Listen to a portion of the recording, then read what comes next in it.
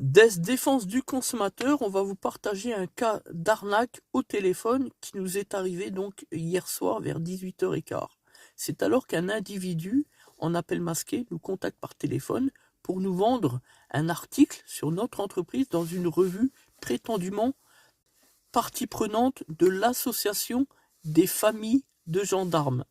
J'en dirai pas plus. Franchement, à l'entendre, on fait vraiment des associations pour tout et n'importe quoi. Évidemment que cette association n'existe pas plus que cette revue. Par contre, les 8 000 € qui nous réclament hors taxe, ceux-là, ils existent bien et ils vont bien aller dans sa poche. Donc, on lui a fait croire qu'on était convaincu par son ineptie, ses délires et sa fantaisie. Hein. Il était franchement intimement persuadé qu'on avait marché dans sa combine. Ah putain, quelle rigolade. Donc bien évidemment, c'est une arnaque. Nous, il y a plein de choses qui nous a mis la puce à l'oreille. Déjà, l'addiction. Il n'avait certainement pas l'addiction d'un véritable commercial de médias professionnel, on est bien d'accord. Et puis surtout, un article, 8 000 € pour une page complète et sur 4 parutions. C'est juste hors de prix, c'est pas les standards.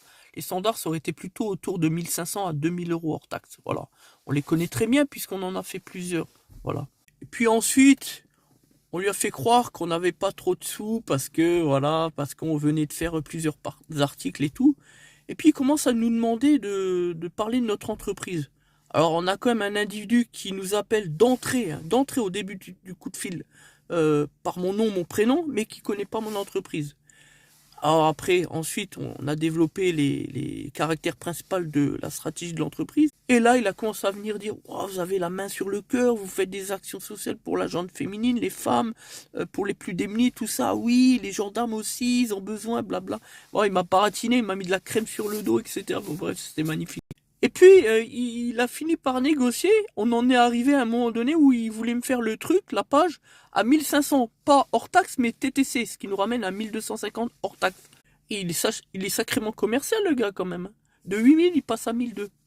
Et puis, à la fin, c'est le coup de l'ultimatum. Il me tutoie. Parce que moi, je lui dis, écoutez, envoyez-moi un mail, puis je vais réfléchir, on verra ça demain et tout, à tête reposée. Et puis là, il commence à me répliquer en disant, on n'est pas des gamins et tout. Je dis, c'est oui ou c'est non. Tu me dis oui, tu me dis non. Autant dire qu'à ce moment-là, j'ai cru que j'allais le déboîter. Franchement, pour qui se prend ce connard? Bref. Du coup, j'y réponds, ben c'est non. Je dis, qu'est-ce qu'il y a? Soit vous m'envoyez un mail, soit on arrête la fin du débat. Et là, on voyait bien que ça le faisait chier, il parlait plus, bref. Et puis il me dit, je vais vous rappeler demain. Et il me dit après, je peux même vous rappeler le soir, oui, à 22h, à 23h. Ce sont des escrocs, jamais leur donner des informations ni signer quoi que ce soit.